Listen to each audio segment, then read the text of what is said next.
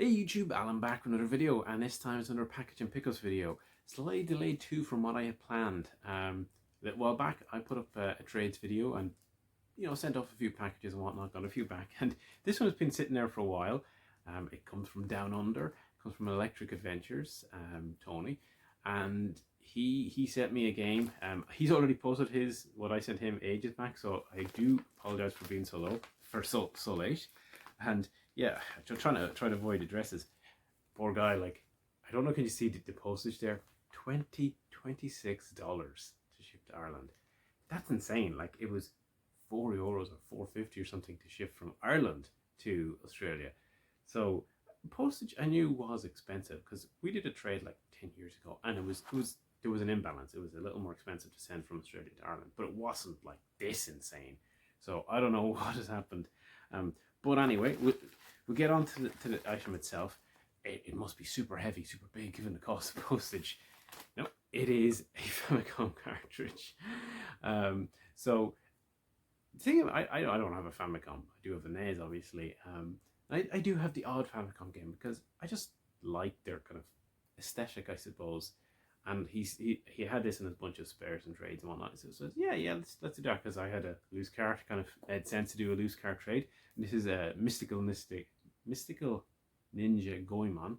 I think it's the first game in the series, so where it all kicked off. Very Japanese in culture.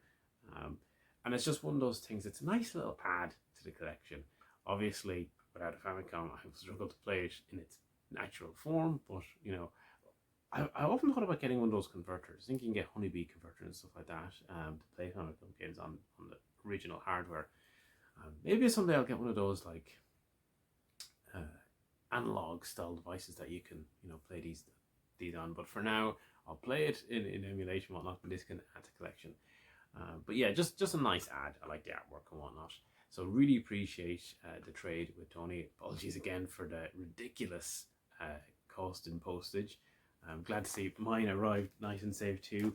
And check out his videos, because he's a bit like myself. He's been on, in fact more so, he's been on YouTube for like at least 10 years, and he's been constantly putting out good content.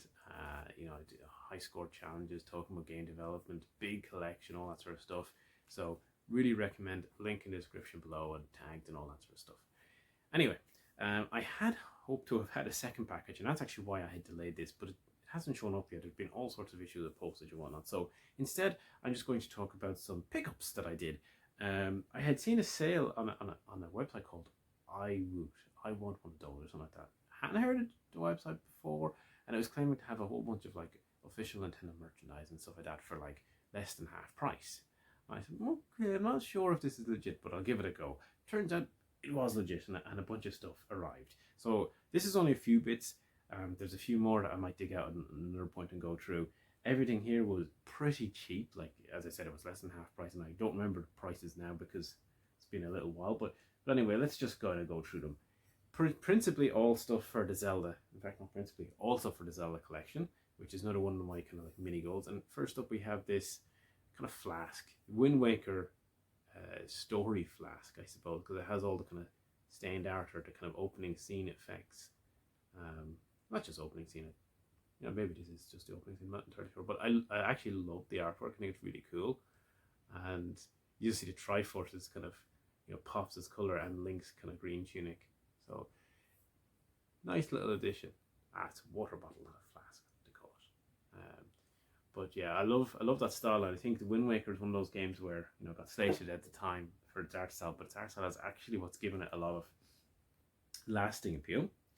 Next up is a t-shirt. I'm not going to open this one, it's still in its packaging, but we have basically the kind of Ocarina of Time,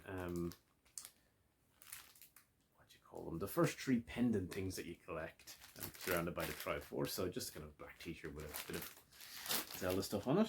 This one is open. It is a hoodie, and it is based on the well, you can see that, the Link's Awakening remake that they did for Switch, that kind of chibi style or almost like toy-like style. So you can never go wrong with a hoodie, and Zelda 2, so all good there. Next up is what I'm sitting up against, actually. it is a Legend of Zelda pillow.